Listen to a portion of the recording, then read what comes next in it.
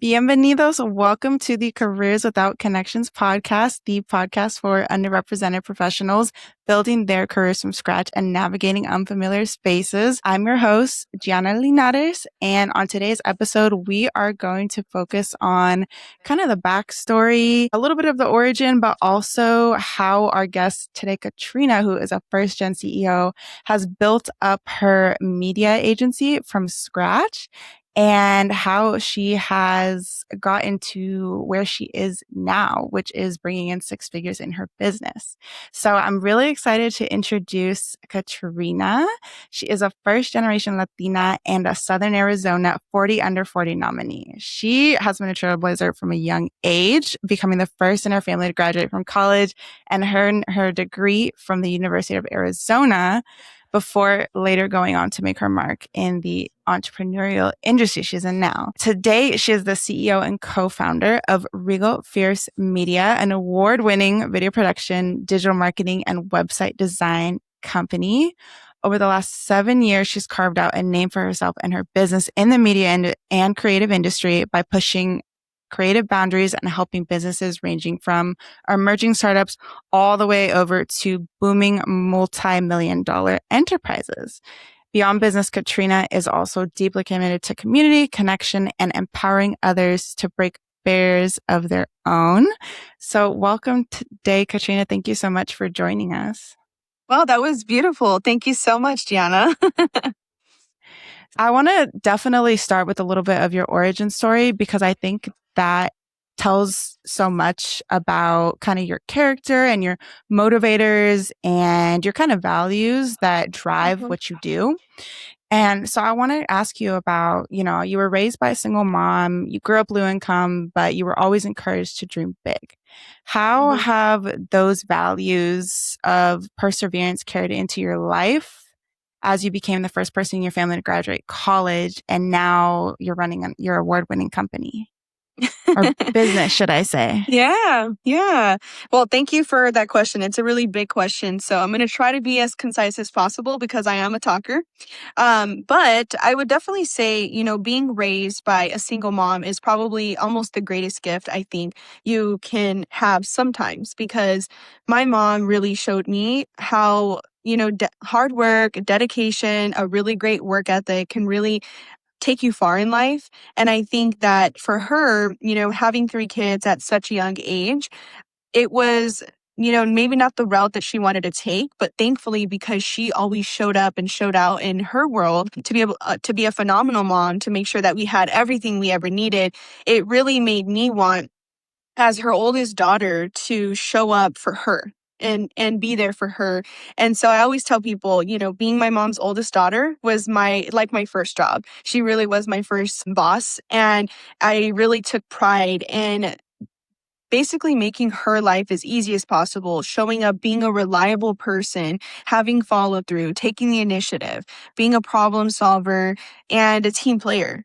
And those skills, those values, I really took all of those skills into my everyday life. And I really can say that because of those skills, I was able to get to where I am today because I always made sure that those around me in any position that I was in any group that I was in, I was able to lead with those in mind, essentially. So I would say it's something I use every day. That's wonderful.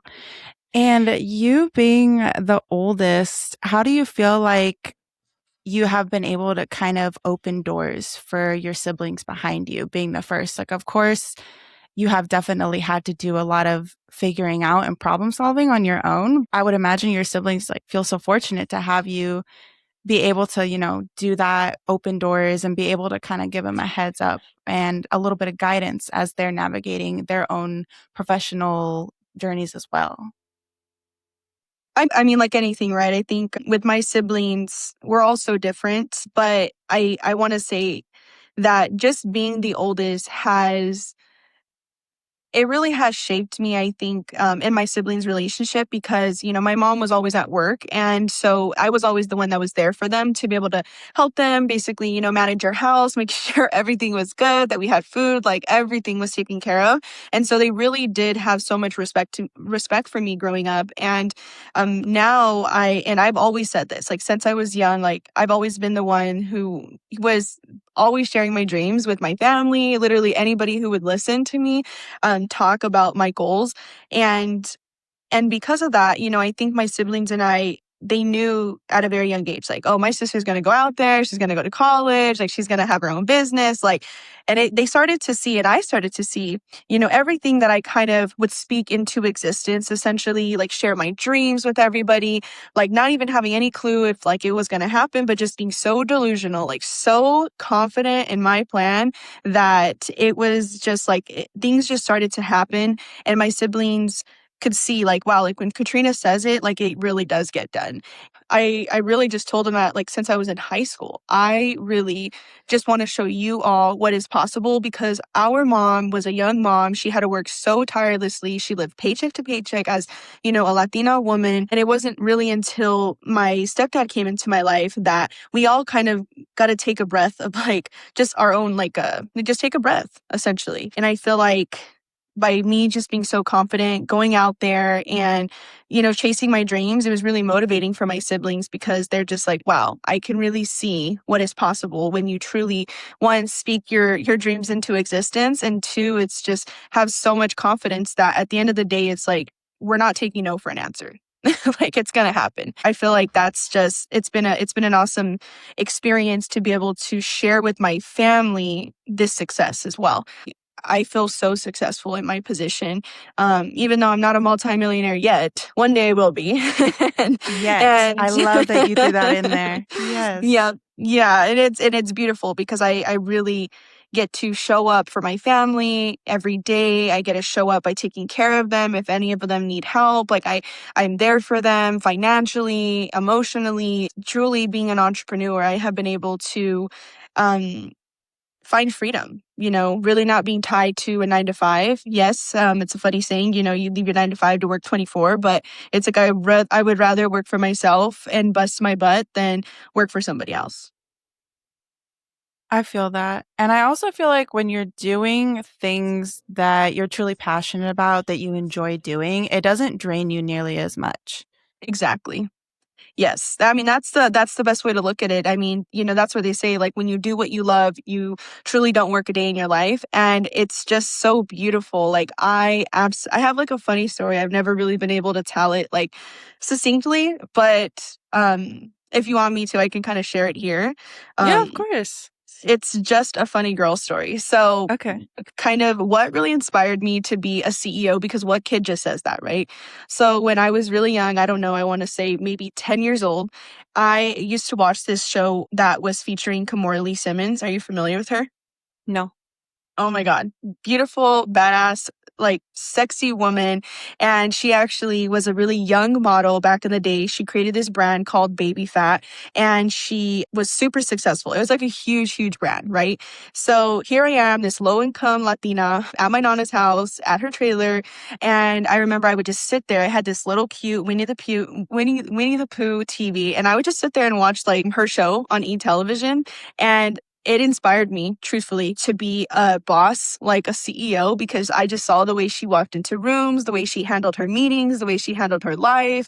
She was just so just wonderful, like just so full of life and charismatic and sassy. And she was a businesswoman. And I was like, I want that. I want to be her when I grow up. So that's kind of what I really feel inspired kind of my journey in becoming a CEO of my own business. And I'm so grateful for my fabulous life because that was like what her whole thing was, like fabulous life with Kimora Lee Simmons or something. Okay. Was it like a reality TV show or was it? Kind Oh, of. It okay. was kind of like, e-television. So it was just a show where it was like about her fabulous life, I think, or something like that. Or fabulous like Lane something like that, just about fabulous. And Mm-hmm. she ran her whole life. She did fashion shows. She was like a mom running like life with her kids, and going to these meetings, flying to all these places. And I just was in awe of that because I didn't even know what life looked like outside of my world. Those were my mentors on TV, as crazy as it sounds. Before I even had real mentors, this person on TV was my mentor. So I was so religious. I'm like watching this show, and she really inspired me. And at a time, I thought I was going to be a fashion designer, and I also thought that I was going to, have a fashion business. But then it, like later on in life, it turned into a media agency. So. I feel like there's a lot of overlap between the fashion industry and the media industry, though. Like, I think there's that aspect of like aesthetics and presentation, and of course, like creativity. Yeah, I thought I Mhm. was going to be a veterinarian for the first like 14 years of my life or something. And then I thought Oh I my was going to gosh. go into the medical field. And then I went into Mhm. economics. And then I graduated with my Master of Public Administration. So, um, I wanted to go ahead. No, I was gonna say it's crazy how it changes like that, but the beautiful part is like it's so empowering and it's so just powerful to have a dream, to have a goal, because all those little things led you to where you are today. And I still love that you're able to kind of have this entrepreneurial spirit yourself and starting this podcast. It's so beautiful. Like just taking the initiative, it really does get you places. Thank you. I wanted to go back to what you were saying about this woman's show. And I wanted Hmm. to know, were there things in her that you kind of related to that allowed you to kind of find inspiration from that? Like, were there things that you guys had in common or maybe like similar backgrounds or anything? Or was it more just like, okay, like I see this woman and like this is what's possible? Hmm. I mean, I was probably like 8 or 10 years old, honestly. I really wasn't even thinking all that. I had no experience with like mentors or entrepreneurship. I didn't necessarily have like a lot of parental like supervision. Like my nana was around and stuff, but I would just like stay in my room, like my safe zone, and I would just like watch these like really cool TV shows. And it's just the one that stuck with me. I think one, she was just so beautiful and confident and charismatic, and she was just also like a minority. She was just a minority in her field, and as a woman, of color. And I just thought it was so empowering to just see her just run the damn show. Like I just loved it. Like her energy was just so infectious, and I just wanted to just be like her. I just wanted to be like her, and I just was so happy that like at a young age I knew that I had this like special power, which was people. I just was so good with talking with people at such a young age. And I had such an old soul. And so I would always talk to everybody around me, all the adults and in my family. Like I wasn't one of those like kids that just stayed away and like played with other people. I just was always wanting to know like what everyone was up to, what they were doing. And they would always ask me questions like, what do you want to do in life? And I'm like, I want to be a CEO of my own business one day. And I swear people come up to me and my family and they're like, oh my God, Mija, like it's so cool. I remember when you were younger and you used to tell me that you wanted to be a business owner, and look at you now. Like, I'm like, oh my gosh, it's such a funny thing to like just keep all these little things they say about me. But yeah, I think just that was the best thing. I don't know how to say it, but as a kid, no one told me like this should be your mentor and you should look up to this person. Not at all. I just was like obsessed with her energy and her way of being and her leadership skills. So it just stuck with me forever. That makes sense to me, especially to your point about seeing another woman who is a minority on TV.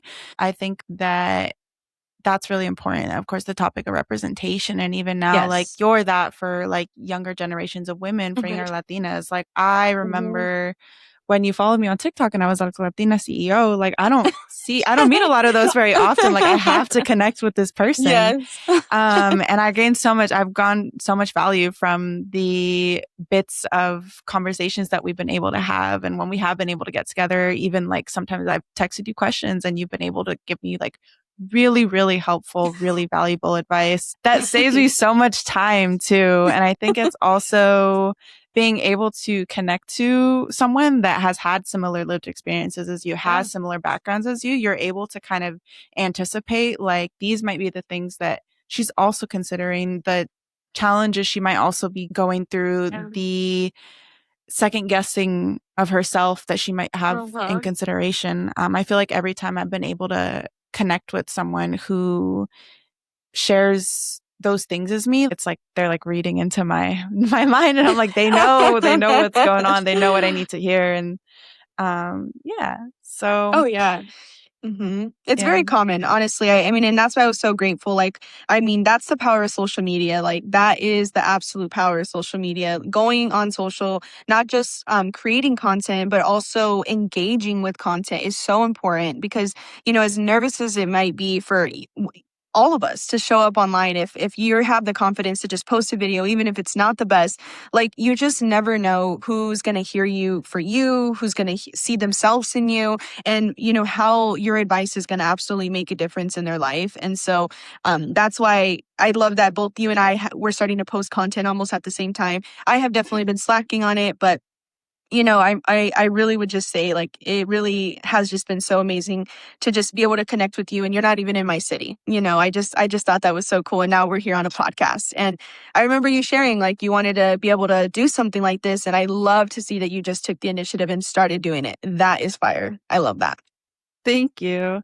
And it's kind of a funny story of like how I even got to the podcast. I think it goes back to like I was trying to start a business, and granted it wasn't a good fit for me and it wasn't something that was going to be Mhm. sustainable for me in the long run, but because there was that underlying initiative of I have this idea, I have this ambition, I know I want to do something entrepreneurial, I Mhm. know I want to start some sort of side hustle. Let me try this. This is who I'm able to get in touch with, get connected with around me. And then Mhm. a conversation with you led me to a conversation with another business owner. And she asked me like a super simple question, which was, so where do you hope to take this social media journey in the long run? And I was like, oh, I'd really love to start a podcast. Like that's probably my end goal. And Mhm. she was like, well, if that's your end goal, like, why aren't you starting there? And it was such like a simple question, but such a necessary thing for me to hear Mhm. and like pause and reflect on. And I Yeah. feel like, all of that happened was because one conversation led to this consideration and this consideration. And I Mhm. reached out to her specifically because you were like, why don't you reach out to other people that are doing stuff like what you're interested in doing? Um, and now I feel like That's I'm like awesome. so much more in alignment of Mhm. something that I can pursue for the long term. And most Mhm. importantly, that I really enjoy doing. Exactly. And that's the most beautiful part. And really, I'm so proud of you. It is very inspirational to me as well. It's something that I definitely want to do. I think everybody should, whether it's start, posting more on social media or start a podcast. If you have the time and the mental space, definitely do it, because one day in 10 years, you're gonna look back at all of these amazing interviews that you did, and it's like you get to be the star of your own like talk show host. It's so cool. It's really so beautiful. So I'm proud that we get to have this conversation and hopefully inspire other women and leaders in the community who really are just looking for, just a little bit of inspiration or ideas or, comfort in the creative that we're doing. Absolutely. And I wanted to ask you about, I know you have a 9 to 5 background and you kind of had talked Mhm. to me about your transitioning out of that. And of course, starting anything from scratch, there's so much uncertainty around that. And I wanted to know, like, how did you deal and navigate with moments of uncertainty as you were building up your business?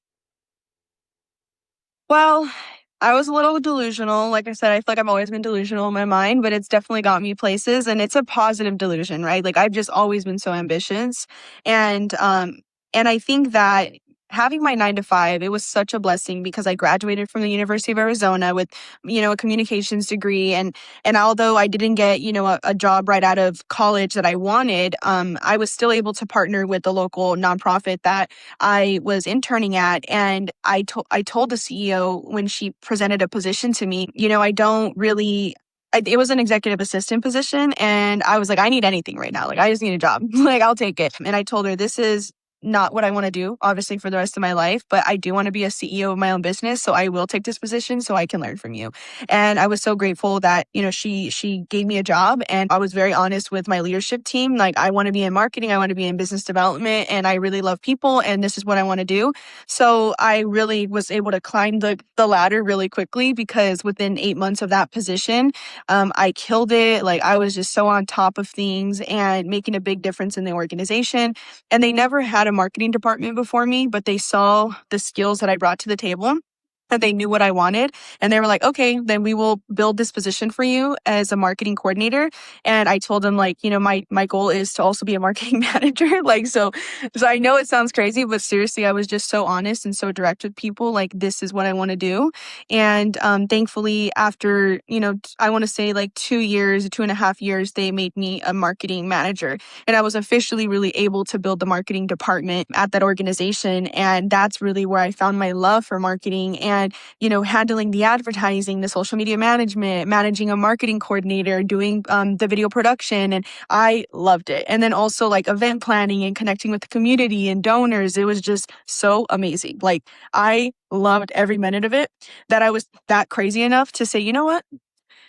I went home and told my husband, I was like, let's start a media agency. Like, in my mind, I was like, I love that I can help this one organization, but because I'm also getting asked from like other community leaders, like, hey, can you help us with our marketing? Can you help us with video? Like, do you know anybody? And I was like, I feel like we can start a media agency and I can create a really solid, reliable team to be able to help all these businesses and not just one.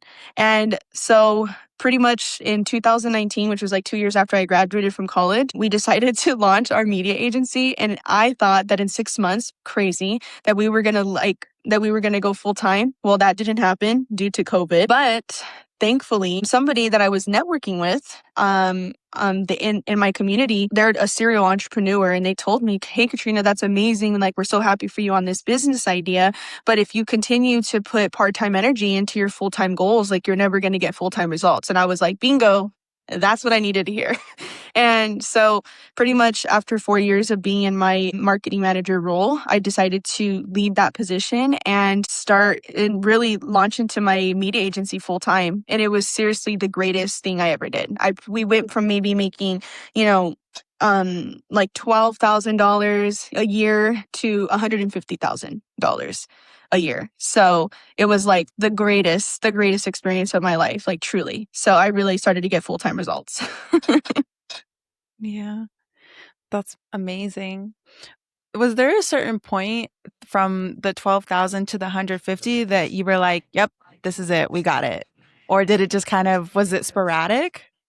It's systems, right? So it's like I took all the experience I learned from being a marketing manager and working with a nonprofit and fundraising, and I was like, you know what? Like, I just need to build a system. You have to have a leads list essentially, and you have to be doing the work, right? So I took pretty much everything I learned from my 9 to 5 and I completely transferred it over to my company, because a lot of people think being an entrepreneur, it's like you got to just make your own schedule and do things whenever you want. But essentially, if you don't treat it like a real job, you're not going to get real results. I feel like that's what really helped me. Of course, that's why making $12,000 a year, it's like that is like very small projects. That's clearly you're not charging enough, and we were kind of doing it part-time. Those are part-time results. But then once we started putting a full-time results or full-time, energy into our goals, that's when we started to notice like we're available full-time to take on more jobs. We were able to charge more because we had the experience, the portfolio. We've been doing this,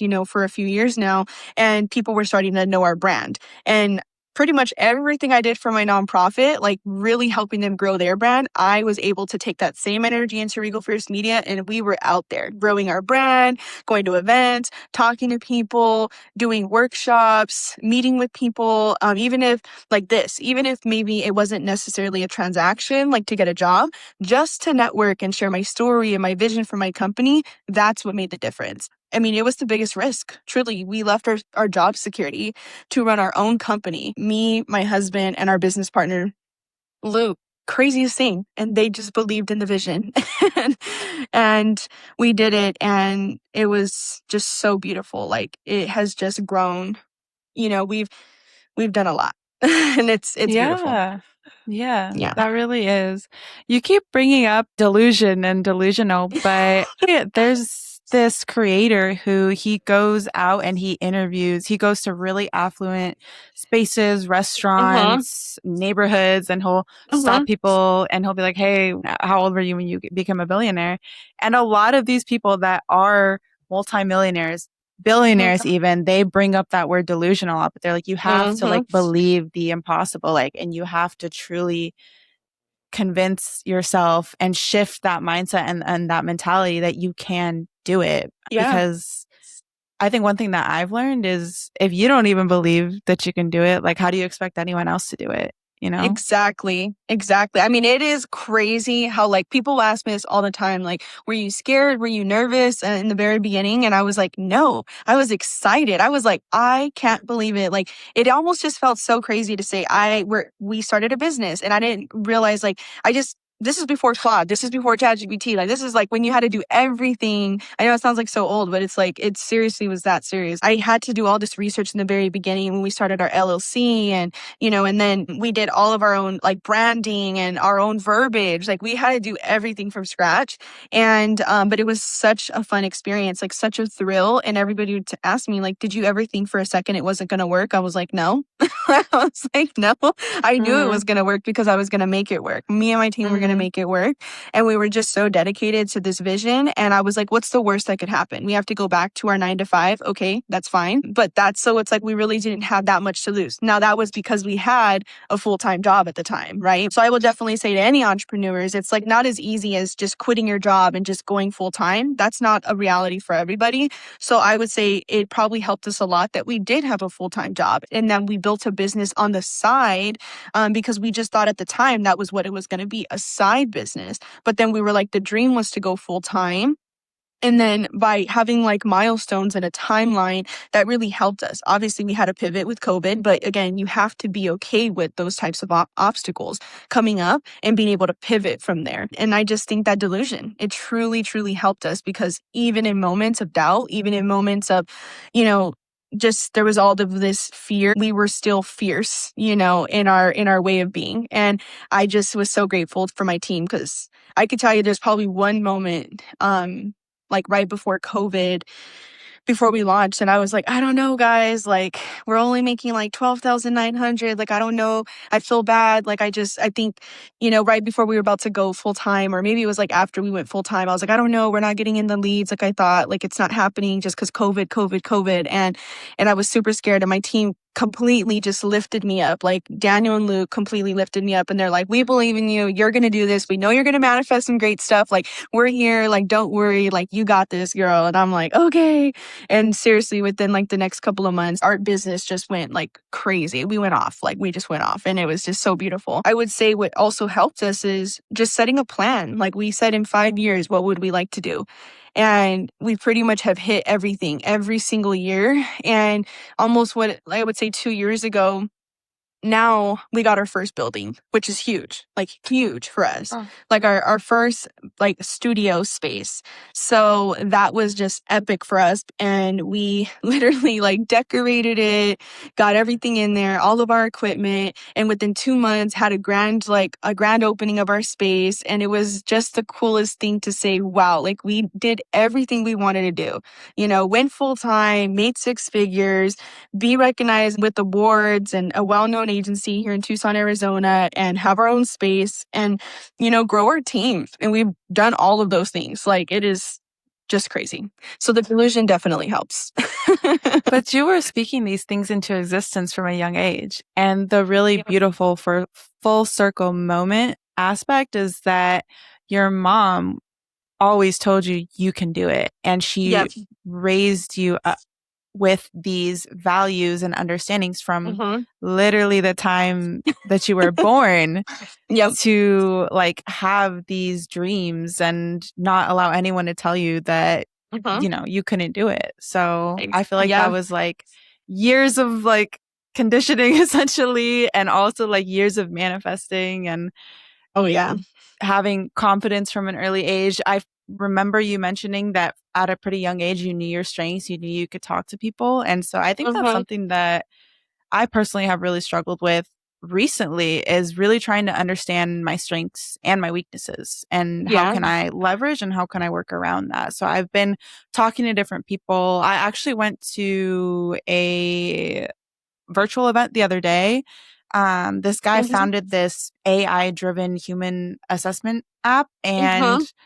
he has like a special patent on it because he co-founded it with a woman who has her PhD in some sort of biology. But anyways, essentially I took the test and he did like an analysis of my results for free live, and I asked him about that Oh specifically, my and once gosh. he broke it down for me, it was so helpful because just the way I naturally work too is I have to understand the whys of I do Mhm. things and why certain Mhm. things happen because I'm just naturally like a very logical Yeah. driven super analytical person, which has its of course advantages but can also Yeah. at times cause me to put myself in stagnant places because I'm so Yeah. desperately trying to look for reasonings for things that sometimes I just gotta let go. But Yeah.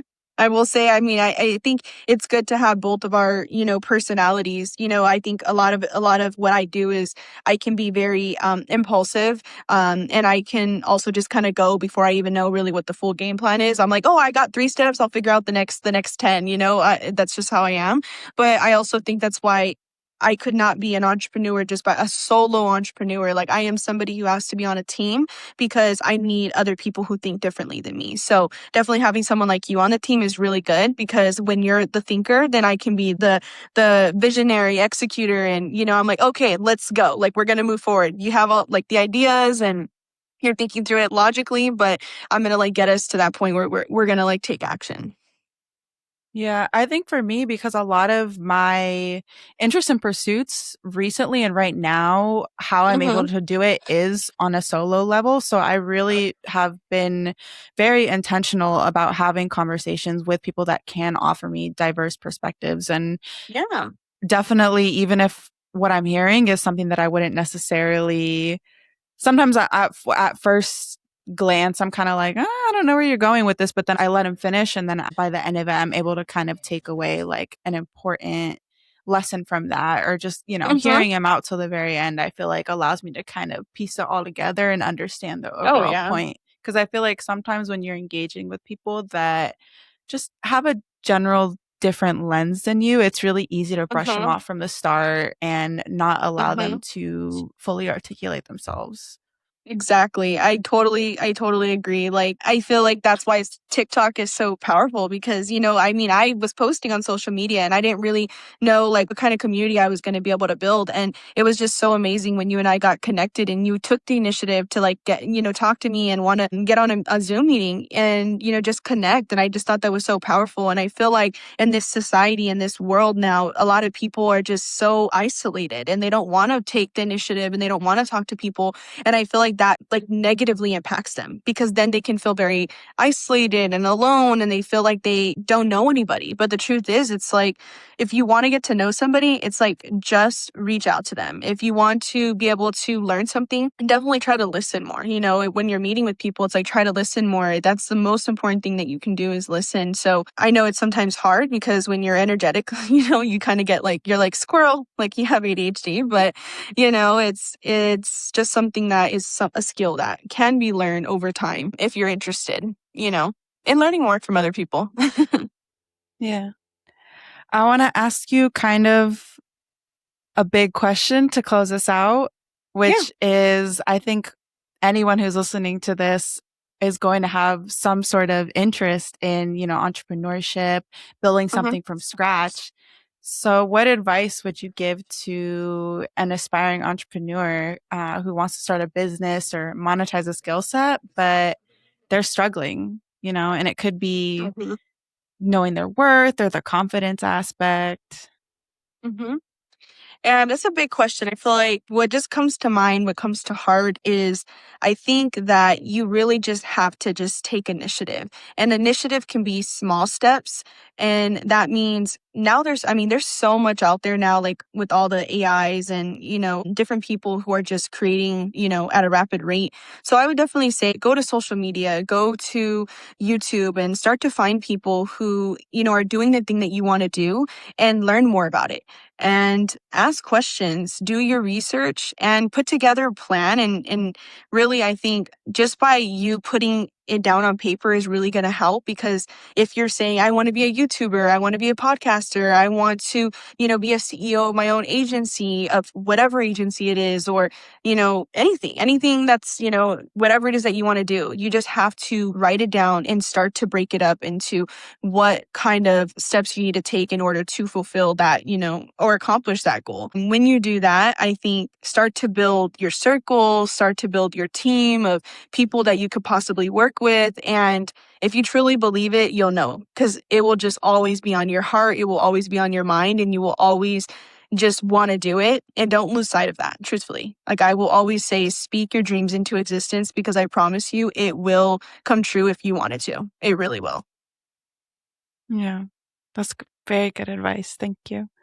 And I know that you have mentioned you're doing some really exciting new projects, and Regal Fierce Media has been growing very quickly. So, is there anything you're currently working on that you're excited about? And how can people stay connected with you or support you? Would say right now, we are working with some amazing clients. We're currently working with Foothills Bank, and that has been an amazing project because they hired us to do all of their videos essentially for social media. We're working on some commercials for them, and it is such a blessing. It really shows us how, showing up constantly, even when you feel like it's not working. It reflects in this type of client, because when we were just a small agency that just started, we were dreaming about the types of clients we wanted to work with, and Foothills Bank was one of them. And when they reached out to us essentially to be their agency, their video agency, to help them produce this content, it was just like, I told them, I was like, oh my gosh, I really feel like we made it, because this is such a big opportunity for us. It just shows, when you put things down on paper, when you manifest these things and you continue to do the work to develop your skill, to develop your relationships, like really these things do come true. They're one of a few clients, big clients. I call them anchor clients that we have. And we're working with Mosaic Quarter, which is a $1 billion development that's happening here in Tucson, Arizona. And essentially it's a sports complex that's going to be opening up. So families can go there who are into sports. They're going to have restaurants. And so we are working with them as their agency, and it's a huge opportunity. And I'm just so grateful, because it really was just one project that just took, that's all it took, was one project for them to just see how dedicated we were, and, really how we showed up for them. And when they asked for something and, it was a little out of scope, we didn't say, no, we can't help you, or it's going to cost another XYZ amount. We just said, yeah, we got you. We'll do that. And they told us it was because of that type of response and that type of dedication to the project that's why they hired us, like to be their new agency. So that was a huge one. And then we're currently working with Right Way Heating, Cooling, and Plumbing as their media buyer, handling all their advertisements and some of their production as well. And it's amazing. Like these are three big anchor clients for us. It just really is such a reward to just see, like, when you put yourself out there and you show up for your business, and even when you have imposter syndrome and you think you're not doing great, it's like you truly are. Like these clients absolutely love the work that we do at Regal Fierce Media, and they're more than happy to, refer us out to other companies, because they're like, we believe in the work that they do. So it's huge. It's really huge. The way that people can help us is just, if you're a corporate business, if you are, a medium-sized business that is looking to hire a new media agency, whether it's digital ads, or if you're looking even for video production, because you're like, you know what, we don't have that kind of support. I would love for somebody to reach out to me, whether it's on our website or LinkedIn, just to say hi and start chatting about, some ideas. I would really love that. Beautiful. Thank you so much. And I will absolutely leave all of Katrina's information in captions. You will know where to find her. Thank you, everyone who made it to the end of this episode. Of course, give me a follow. I post videos every single Sunday. Messages and DMs are always open. I love hearing back from people, hearing questions, hearing feedback, and leave comments on podcasts because people don't ever comment on podcasts. And it's a newer feature. It's a newer underutilized feature. Thank you.